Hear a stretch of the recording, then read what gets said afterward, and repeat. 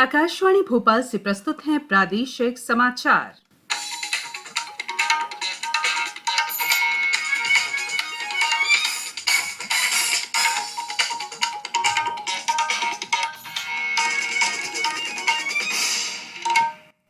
नमस्कार, समाचारों के साथ मैं संयुक्ता बैनर्जी।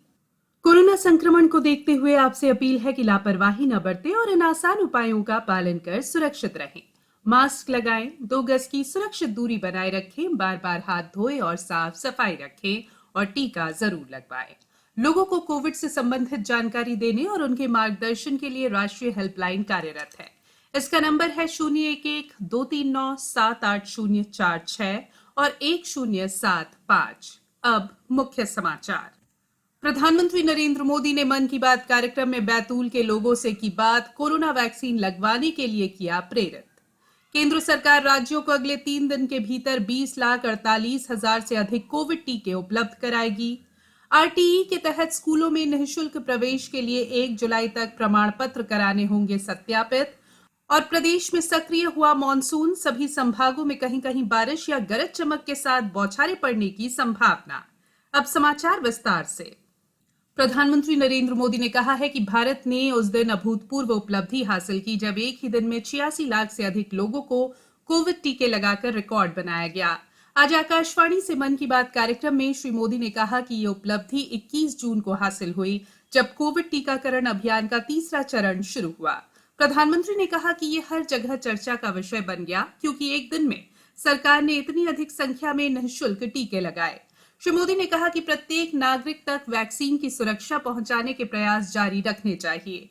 देश में कई जगहों पर कोविड वैक्सीन के प्रति हिचकिचाहट खत्म करने के लिए कई संगठन मिलकर अच्छा काम कर रहे हैं। प्रधानमंत्री ने वैक्सीन के बारे में बैतूल जिले के डुलारिया गांव के लोगों से बात की। श्री मोदी ने कहा कि देश के प्रत्येक व्यक्ति ने कोविड महामारी से लड़ाई में महत्वपूर्ण भूमिका निभाई है। बैंक कर्मचारी हों, शिक्षक, छोटे व्यापारी या दुकानदार, स्ट्रीट वेंडर्स, सुरक्षा गार्ड हों या डाकिया, हर किसी ने अपने स्तर पर बेहतर काम किया है। प्रधानमंत्री ने सतना के रामलोटन कुशवाहा से बात की, जिन्होंने अपने खेत में देशी म्यूजियम बनाया है। इस म्यूजियम में रामलोटन ने दूर दूर से लाकर सैकड़ों औषधीय पौधों और बीजों का संग्रह किया है। प्रधानमंत्री ने कहा कि 15 अगस्त भी निकट आ रही है और स्वतंत्रता के 75 वर्ष का अमृत महोत्सव बहुत प्रेरणादायक है। उन्होंने कहा कि लोगों का मंत्र होना चाहिए इंडिया फर्स्ट। हमारे हर फैसले, हर निर्णय का आधार होना चाहिए इंडिया फर्स्ट। प्रधानमंत्री ने कहा कि देश ने अमृत महोत्सव में कई सामूहिक लक्ष्य तय किए हैं। उन्होंने स्वाधीनता सेनानियों को याद करते हुए उनसे जुड़े इतिहास को पुनर्जीवित करने की आवश्यकता पर बल दिया। प्रधानमंत्री ने इससे पहले भी मन की बात में युवाओं से अपील की थी कि स्वाधीनता संग्राम से जुड़े इतिहास पर शोध किया जाए और उसे लिखा जाए। उन्होंने कहा कि 21वीं सदी में जो युवक पैदा हुए, उन्होंने 19वीं और 20वीं सदी की आजादी की जंग को लोगों के सामने लाने का मोर्चा संभाला है। ये नौजवान हिंदी, अंग्रेजी, तमिल, कन्नड़, बांग्ला, तेलुगु, मराठी, मलयालम और गुजराती जैसी अलग-अलग भाषाओं में स्वाधीनता संग्राम पर लिखेंगे। मुख्यमंत्री शिवराज सिंह चौहान ने कहा है कि हमारे दूरदर्शी और लोकप्रिय प्रधानमंत्री नरेंद्र मोदी ने न केवल देश के 18 वर्ष की आयु के ऊपर के हर व्यक्ति को निःशुल्क वैक्सीन लगवाकर उन्हें कोरोना से सुरक्षित कर रहे हैं, बल्कि देश के जिन क्षेत्रों में वैक्सीन को लेकर लोगों के मन में भ्रम है, उस भ्रम को भी दूर कर रहे हैं। मुख्यमंत्री ने कहा कि बैतूल जिले के ग्राम डुलारिया में वैक्सीनेशन को लेकर भ्रम व्याप्त था, लोग डर रहे थे। प्रधानमंत्री ने मन की बात कार्यक्रम के माध्यम से वहां के लोगों से सीधे बातचीत की तथा उन्हें सरल भाषा में समझाया।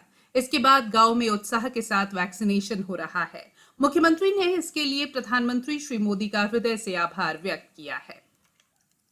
केंद्रीय स्वास्थ्य और परिवार कल्याण मंत्रालय ने कहा है कि राज्यों के पास अब भी कोरोना के 1 करोड़ 15 लाख से अधिक टीके उपलब्ध हैं। मंत्रालय ने कहा कि केंद्र सरकार अब तक राज्यों को 31 करोड़ 51 लाख से अधिक वैक्सीन उपलब्ध करा चुकी है और अगले 3 दिन के भीतर 20,48,000 से अधिक टीके उपलब्ध करा दिए जाएंगे। कोविड टीकाकरण का नया चरण इस महीने की 21 तारीख से शुरू हुआ है। केंद्र सरकार सभी राज्यों को ये टीका मुफ्त उपलब्ध करा रही है। इसके साथ ही देश में तैयार हो रहे टीकों का 75% हिस्सा स्वयं खरीद कर राज्यों को उपलब्ध करा रही है। राष्ट्रपति रामनाथ कोविंद ने देशवासियों से कोरोना की वैक्सीन लेने और दूसरों को भी इसके लिए प्रेरित करने की अपील की है। श्री कोविंद ने आज उत्तर प्रदेश के कानपुर देहात जिले में अपने जन्मस्थल परौंख में एक समारोह में ये बात कही। वे राज्य के 5 दिन के दौरे पर हैं। कोविड-19 से बचाव और सुरक्षित रहने के 3 उपाय। मास्क लगाएं, 2 गज दूरी है जरूरी, सुरक्षित दूरी रखें, हाथ और मुंह साफ रखें। ब्रेक के बाद बुलेटिन में एक बार फिर आप सभी का स्वागत है। न्यायिक व्यवस्था को दिव्यांगों के अनुकूल बनाने के लिए उच्चतम न्यायालय की समिति ने कई पहल की है। इनमें नेत्रहीनों के लिए वेबसाइट की सामग्री उपलब्ध कराने के प्रयोजन से ऑडियो कैप्चर की व्यवस्थाएं शामिल हैं। इस कैप्चर की सहायता से अदालती फैसलों, आदेशों और मुकदमों की स्थिति की जानकारी ले पाना आसान होगा। उच्चतम न्यायालय की समिति की एक अन्य महत्वपूर्ण पहल है दिव्यांगों के लिए अदालती फैसलों को आसानी से खोज सकने के लिए पोर्टल की शुरुआत। अब सभी दिव्यांग ई समिति और ई न्यायालय की वेबसाइट्स भी देख सकेंगे। निःशुल्क और अनिवार्य बाल शिक्षा का अधिकार अधिनियम के तहत ऑनलाइन आवेदन के बाद बच्चे के माता पिता या अभिभावक को आवेदन में दर्ज की जानकारी अनुसार 1 जुलाई 2021 तक दस्तावेज सत्यापन कराना अनिवार्य है।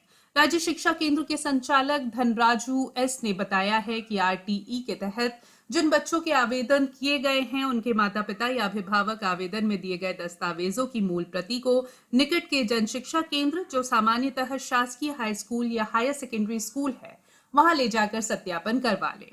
संबंधित केंद्र में दस्तावेज सत्यापन नहीं कराने पर आवेदन निरस्त हो जाएगा। स्कूल शिक्षा विभाग ने इस साल से ITE MP मोबाइल ऐप पालकों की सुविधा के लिए शुरू किया है। इस ऐप पर पालक आसपास के अशासकीय स्कूल और उनमें आरक्षित सीटों की जानकारी प्राप्त कर सकेंगे। अपनी पात्रता जानकर आवेदन पत्र का प्रारूप डाउनलोड कर सकते हैं। पालक अपने निकट के सत्यापन केंद्र और सत्यापन अधिकारियों की जानकारी प्राप्त कर सकते हैं। पालक इस ऐप को गूगल प्ले स्टोर से डाउनलोड कर सकते हैं।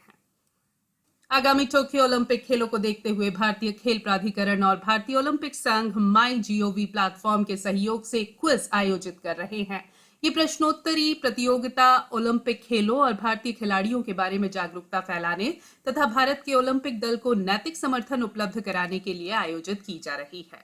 प्रतिभागियों को 2 मिनट में 10 प्रश्नों के उत्तर देने हैं। प्रतियोगिता पिछले और मौजूदा ओलंपिक खेलों तथा खिलाड़ियों पर आधारित होंगे। प्रत्येक गतिविधि के सफलतापूर्वक संपन्न होने पर प्रत्येक प्रतिभागी को भागीदारी के लिए ई प्रमाण पत्र दिया जाएगा। विजेताओं को भारतीय टीम की जर्सी जीतने का मौका मिलेगा। कुछ भाग्यशाली विजेताओं को मनपसंद ओलंपियन से मिलने का अवसर भी मिलेगा। MyGov प्लेटफॉर्म पर ये प्रतियोगिता पहले ही शुरू हो चुकी है और 22 जुलाई तक खुली रहेगी। अब बात मौसम की। अगले 24 घंटों के दौरान प्रदेश के सभी संभागों में कहीं-कहीं बारिश या गरज चमक के साथ बौछारें पड़ने और बिजली गिरने की संभावना है। पिछले 24 घंटों के दौरान प्रदेश के रीवा, शहडोल, जबलपुर, सागर, होशंगाबाद, इंदौर, उज्जैन, भोपाल, ग्वालियर और चंबल संभागों में कहीं-कहीं वर्षा दर्ज की गई। सबसे अधिक 6 सेंटीमीटर बारिश खातेगांव में, जबकि बुरहानपुर में 5 और पिछोर, नरखेड़ा, नसरुल्लागंज और भोपाल एयरपोर्ट इलाके में 4 सेंटीमीटर बारिश दर्ज हुई है। अब कुछ समाचार संक्षेप में। सीहोर जिले में टीकाकरण का कार्य उत्साह के माहौल में लगातार जारी है। जिले के ग्रामीण अंचलों में लोगों को जागरूक करने स्वास्थ्य विभाग की टीमें लगातार प्रयास कर रही हैं। जिले की सभी 498 ग्राम पंचायतों में टीकाकरण शिविर लगाए गए। और खंडवा जिले में प्रधानमंत्री नरेंद्र मोदी के मन की बात कार्यक्रम को सुनने के लिए प्रत्येक बूथ पर कार्यक्रम आयोजित किए गए। अंत में बुलेटिन के मुख्य समाचार एक बार फिर। प्रधानमंत्री नरेंद्र मोदी ने मन की बात कार्यक्रम में बैतूल के लोगों से की बात, कोरोना वैक्सीन लगवाने के लिए किया प्रेरित। केंद्र सरकार राज्यों को अगले 3 दिन के भीतर 20,48,000 से अधिक कोविड टीके उपलब्ध कराएगी। आरटीई के तहत स्कूलों में निःशुल्क प्रवेश के लिए 1 जुलाई तक प्रमाण पत्र कराने होंगे सत्यापित। और प्रदेश में सक्रिय हुआ मॉनसून, सभी संभागों में कहीं-कहीं बारिश या गरज चमक के साथ बौछारें पड़ने की संभावना। इस बुलेटिन में फिलहाल इतना ही। अंत में एक अपील, मास्क और 2 गज की दूरी, हाथ धोना भी है जरूरी। नमस्कार।